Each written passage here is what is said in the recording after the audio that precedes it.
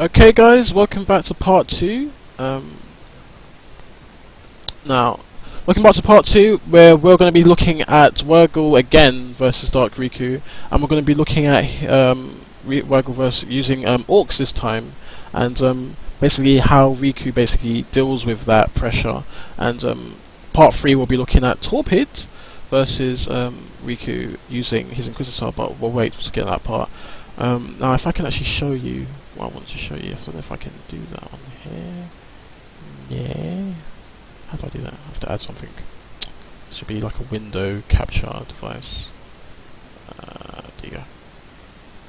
This might actually take up the entire part of the screen. Okay, so this is where the map's going to be.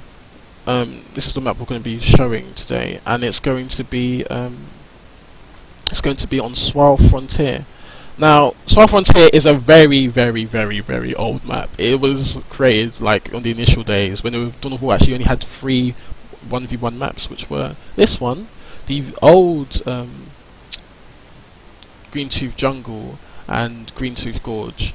And this is probably out of those 3 is probably my favourite, just because of how easy and small it was, and how easy it was to manoeuvre around, especially for Space Marines. It's very simple. Now, I can't really tilt it to kind of show you, like rotate it, because it shouldn't actually look like this. It should be in a different direction, because when you see it on the actual game, it's tilted 90 degrees to anti-clockwise. So if you just imagine that this is at the bottom, this is the bottom of the map, and this is the top, rather than it being like that. Now, basically, what's good about this map is that this big piece of area here has a building, which means you can defend your power, for example, if you're about to be attacked. Again, victory points are even, they're in the middle. I think the distance for this area is shorter than it is for that one, and vice versa. I'm not sure, it might be the other way around actually.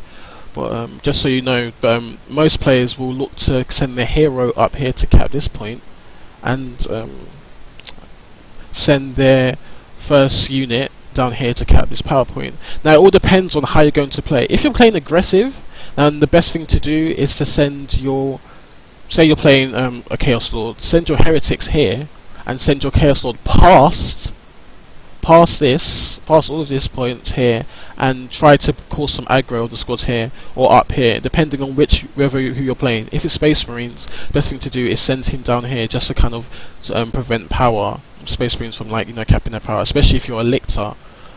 Or if you're playing against Orcs, try and deny them some requisition, because if you're causing enough attrition being how many model losses you're able to cause on the enemy squads, then you're going to be very... That's the most busted post even. I know, it was really, yeah, midnight, I went out. It was really nice, and then I went to uni, and I scrunched it up, and it came back horrible.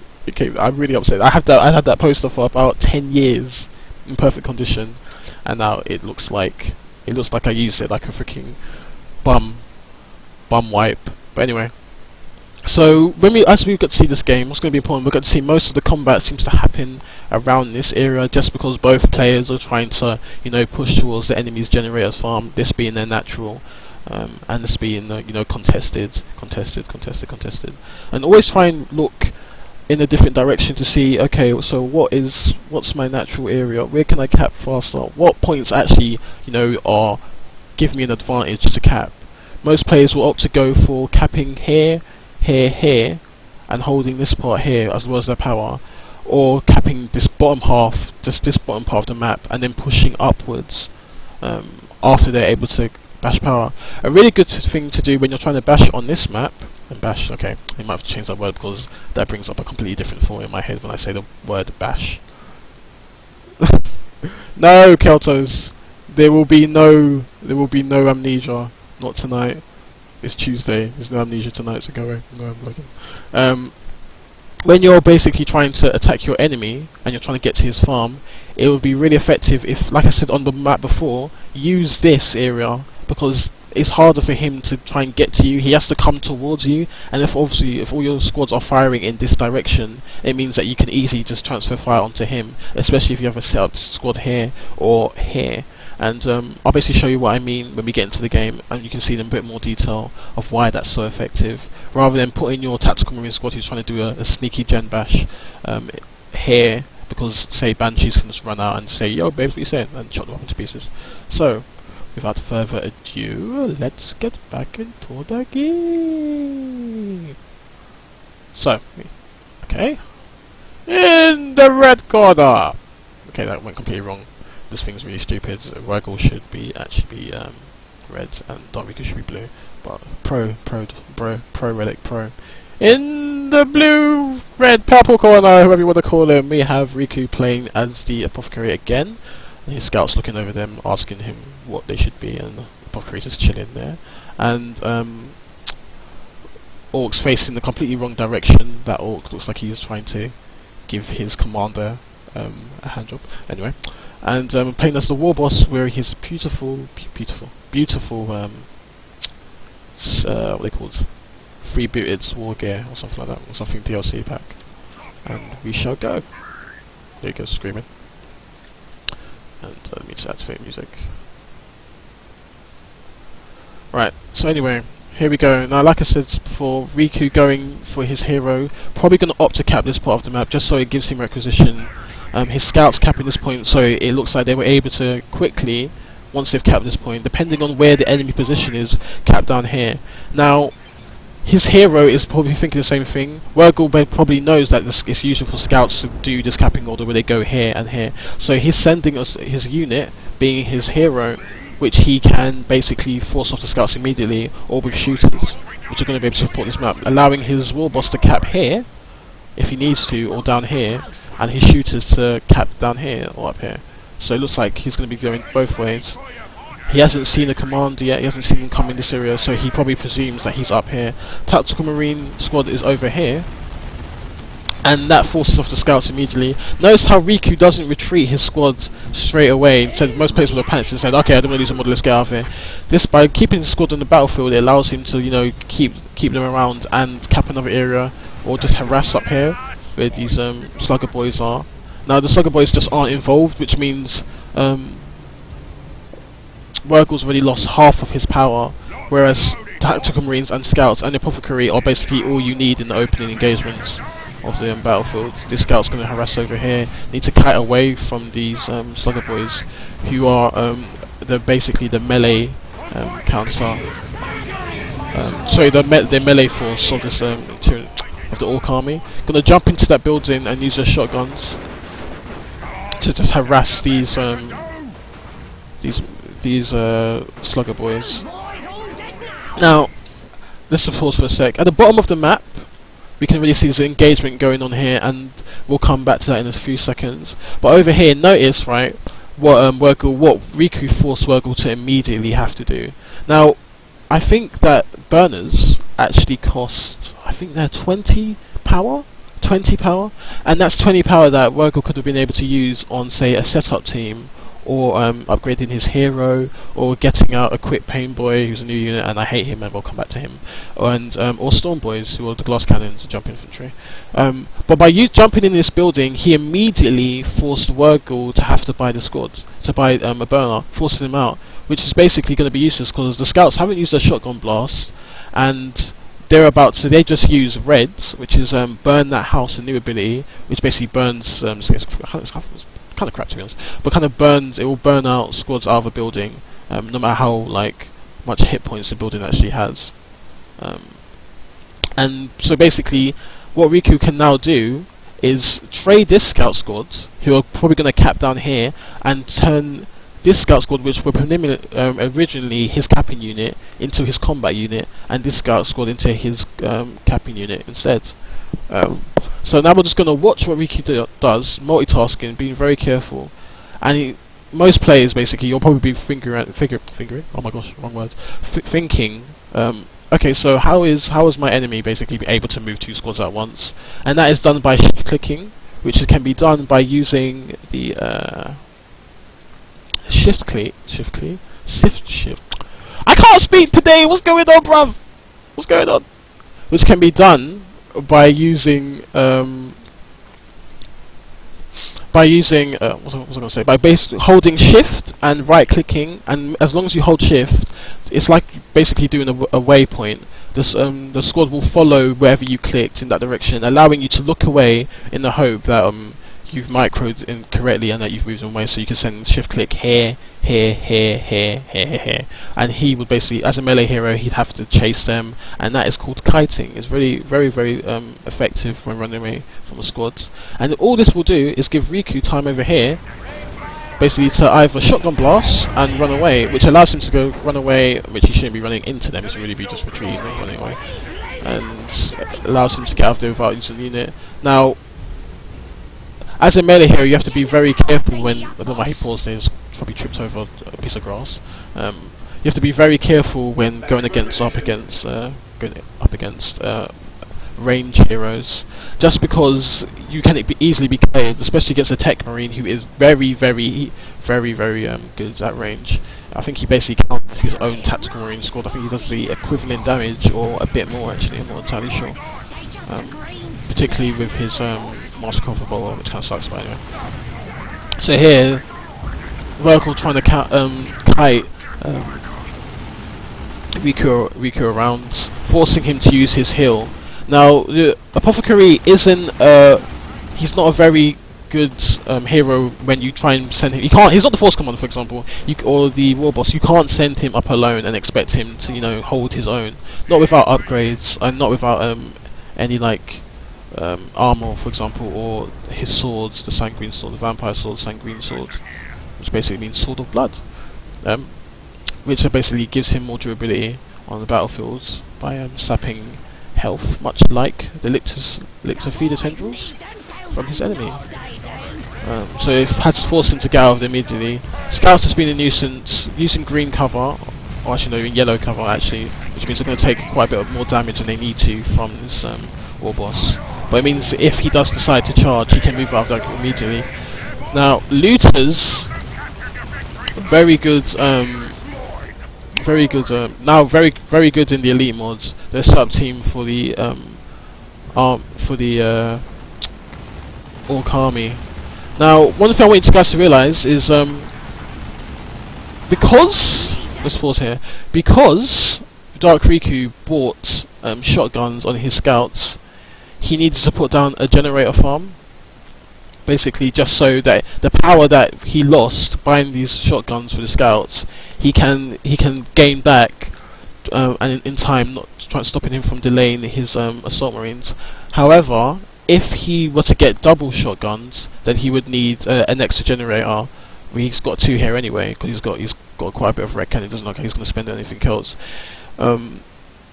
He'll need an extra generator basically to get his assault marines in the same amount of time. If he basically didn't buy any upgrades and decided that he would go scout, tac, and then assault marine, then he would only need the power nodes, because that's all he would need. He has the wreck wouldn't be used on these scouts, and the power wouldn't have to be used on any extra upgrades.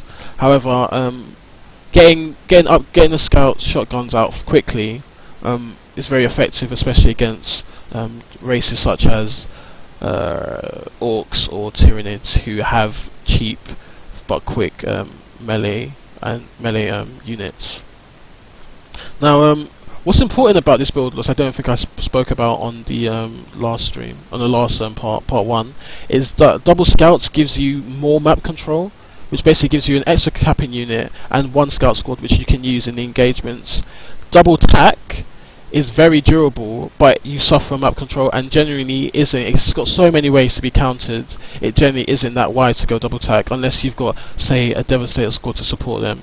So that build is most effective against Imperial Guards, who basically have weaker tier 1 units such as Guardsmen, and they act as a hard counter, or sorry, a soft counter to a Sentinel.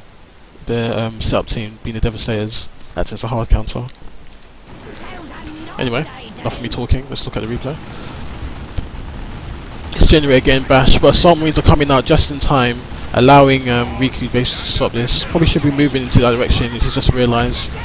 Knobs being upgraded on the shooter boys, Verkle being quite smart about that. Jumping in, Verkle not targeting the squad properly, but luckily the submarines use their dash ability to jump in and save them. Use your choppers now on these orc slugger boys, which basically upgrades their damage by, I think it's actually 40%, which is very dangerous, especially when they've got flamers, which basically turns their melee into power melee instead of just normal normal melee, what they usually do. Look at that damage from the looter boy, taking down that apothecary down to half, well, three-quarters of his health, one-third of his health. And all of this has left Wurgle open. His squads, majority of his squads are quite low. This squad obviously is quite low, and any damage that Riku can do here will slow down Wurgle with his wreck. He's got quite a bit of wreck because obviously he hasn't bled that much models, and he's been able to, you know, have the map control. But he hasn't got that much power. It's going to slow him down in the long run. And as long as Riku can keep up the pressure and keep inflicting losses, Wurgle will suffer for it. Unfortunately, unable to get the full generator bash power node off there. Using his heal and the shotgun blast, blowing one of the slugger boys into pieces. Assault Marines didn't jump, so that means they've got energy to jump this team over here. And that's just Riku being very careful, keeping his hero behind his army in green cover. Knows he can't go up into combat straight away. He needs to be careful. Gonna jump this squad, giving them time basically to burn this farm over here. And a smart thing to do probably in this situation would probably be just to either burn this gen farm and retreat. Most players, what they'll do is attack ground. It can be the only problem, I suppose, with dropping generators is that you can't decide where they go. For some reason, it's really random depending on the map of where they spawn. Sometimes they spawn like here, for some stupid reason. On this map it's pretty good because they usually spawn almost always spawn like this. On some maps they might spawn in a full line, particularly on Leviathan Hive, where they might just spawn like that, which is easy for flamer units to basically gen bash. Gen bashing can be used more effectively if you use the attack ground, which is G. If you use grid hotkeys, or you can just click down here. Which you can do. Now, Dark Riku, obviously, every squad that Dark Riku has at the moment counters what Wurgle has. Dark Riku's Assault Marines countering these shooter boys and hard countering these that setup team over there. Again, they'll lose in melee combat to sluggers without support because they are a range disruption unit, melee disruption unit. Oh. It's easy to say range just because they disrupt range rather than melee, but they are effective for, you know, slowing melee down with their chainswords. Again, a jump here, buying the tactical marine squad time. Scouts are going to move off, well, panics and retreats, doesn't want to lose a model. Probably could have just moved off in a different direction, kept them on the field to just harass this point over here. And Riku does manage to slightly damage his power nodes. And all of that gem bash, as you can see, Wurgle spent power on, I think this is 30 or 20 power on the Big Bang Hammer. He spent power on his looters, which are 30 power. He spent 20 power each on his shooter boys, that's 40 power, and he spent another additional 20 power, which was up here, like I spoke about earlier, on his slugger boys, and which basically means he spent 40, 30, 70, 90, and then 110. He spent 110 power already in tier 1 on basically trying to stop Riku from basically gaining the advantage. Well, Riku has spent 15 on his power for his flamer, which is worth it because he managed to just burn down the farm. He spent 50 on his assault marines, which has been really effective because he's managed to gain attrition and slow down the wreck income of Wurgle, and 15 on his scout shotgun. So already Riku's won in the tech race. Now we see a Razorback coming out from Riku, which is going to be hard counter basically everything that's on the field. Now looters, when they get to tier 2, can be upgraded with the Beamy Death Gun, which is very effective against vehicles. It doesn't snare, but it does a substantial amount of damage, more damage than any of the other weapons in the game, I believe. when it fires, but it doesn't snare, which means that it sacrifices, you know, tactical, what's the word, tactical synergy with other squads for just raw damage, for raw DPS. So we're going to see how Riku uses this Razorback to hold the advantage that he has. So right now, as long as Riku doesn't mess up, he's essentially won. He's got Assault Marine Sergeant, which is going to help against the Slugger Boys who haven't got up their knob. These scouts are in here, knowing they're going to get burnt out, just have to run about straight away. Razorback's got a heavy bolter turret on the back, which he doesn't suppress, but it does fire in the move and it is really effective. And again, this generator is going to go down to a power bash. Assault Marines jump these shooter boys down here. The Beamy Death Gun has poor accuracy against normal infantry, meaning that it won't hit, and even if it does hit, it won't do a substantial amount of damage. I've known that rocket launchers from the Tactical Marines are able to snipe units at times, but that's very rare, unless they've hit level, say, 3 or 2. And obviously managing to burn the entire farm and escape out of it without taking any losses.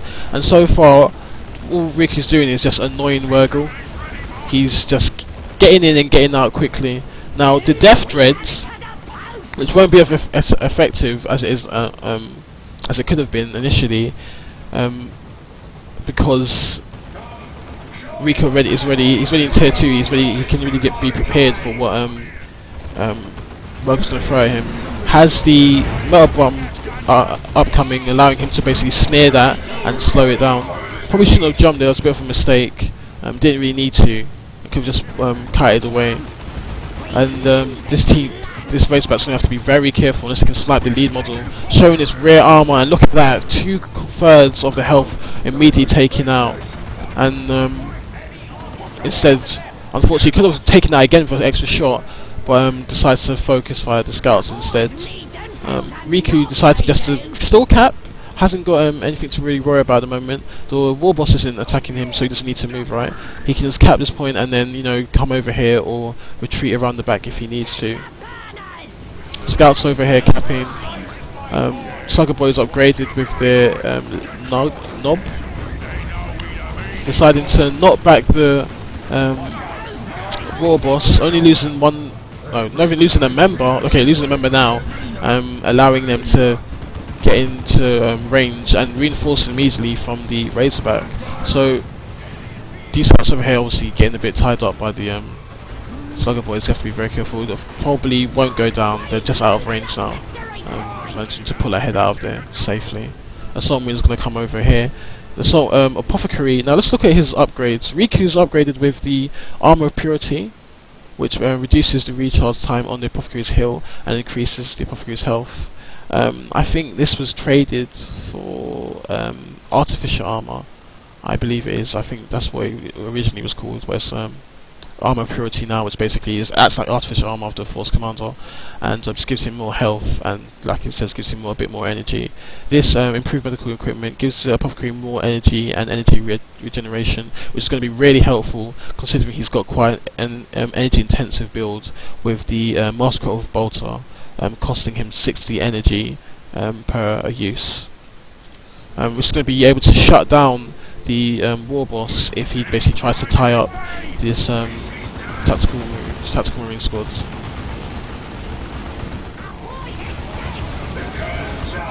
And as you can see, like the accuracy on that weapon is just really poor against infantry. Now the only thing at the moment is that Riku's not really watching his power farm, but he knows he's got the requisition 500 rec to Wurgle's 255, allowing him basically, you know, even if I lose that farm, it doesn't really matter. I'm not spending another squad, and I can just keep it. I can just get it back afterwards. I know that my enemy's behind, and I can turn around once I get into the right positioning. Now, obviously, this vehicle getting out of there, trying to harass these scouts and escape. Now, one of the things Wurgle, I think, made. Riku did it is make a mistake here, which he just allowed his scouts to basically take more losses. Probably could have retreated, but his his reason behind that is obviously because he knew, okay, I can just reinforce. I mean, again, I've got the requisition to do that, and I can just allow, instead of retreating, I can cap this back. Throws a melter bomb, slowing down this this vehicle here, the Walker. A good snipe there from the what's it called, the looter boy with his beamy death gun, beamy death gun, looter. And all this does is slow down Wergel. He has to commit this squad to healing. Tactical Marines firing their rocket launchers. Gonna try and now this watch what Wergel does here. Immediately tries to tie up the squad that he knows is going to be doing most of the damage against him. Assault Marines come in. Riku pressing halt, or just you can press S, or I think it's just hold ground, which basically allows the squad to turn around and fire just as long as they were out of range when they stopped. You have to be very careful here. Unfortunately, the squad just decides not to fire. Looked at him but decided not to fire, meaning that they were either reloading or they just didn't target and so didn't fire. That could have been, would have killed it, but would have taken out quite a bit of damage out of that Razorback. Now again, Riku's just making sure he's in range. Gonna wait for that war boss to be aggressive before he shuts him down with the full auto. Tactical Marine squads over here gonna basically just negate the use of that vehicle. Now look at, mind all this while this has happened, look at the victory points. Wergel being blue, Riku being red. Okay, wait, that was kind of confusing actually. I can't even tell one person. Say here, hold on. Yeah, Wergel being blue, isn't it? So Wergel's blue and no, I'm so confused. Riku's red and Wergel's blue on the victory point section here. And basically what this basically means is that Riku has managed basically to keep map control, keep attrition, and keep the victory points. Basically slowing down Wergel's thought process, making him panic, thinking, okay, well, I'm losing units, I'm behind in the tech race, I haven't got map control, and I haven't got victory points, so I'm in trouble. If I don't do something quickly, I've lost the game. And there you saw the Apo using his full auto ability. Riku, huge amounts of resources, already teching up to tier 3, which basically seals the deal. Manages to force Wergel to lose that looter squad, meaning that this Razorback has no hard counter to it, can escape easily. Use the choppers on the Slugger Boys, probably gonna take out 2 members on retreat out of there, but allowing this one to escape. Now I believe that the Tactical Marines are actually in this, and what I like to do is hunt down a walker using the Razorback, putting my Tactical Marines inside, and you'll notice Orcs do quite a lot. It's like when they're trying to hunt down vehicles, for example, they put their tank busters inside their truck. It's really bad spelling, TRUKK, and they are able to chase down a vehicle. And because trucks are so fast, they're faster than any other transport in the game, it basically allows them to just get ahead, path block, bring out the rest of the squads and the tank busters as well. Orcs with their Slugger Boy, Sluggers with their Knob doing huge amounts of damage to vehicles. This hero has to be very careful. He's alone, especially with that full auto on the field. It's going to be detrimental to the war boss's health. Only level 1, while Riku's hero is level 3. Meaning that Wergel, with level 1 squads, is already at a huge disadvantage, while Riku's has level 1, level 3, level 2, and level 2 Razorback. Which basically means that Wergel is already at a huge disadvantage. Excuse me.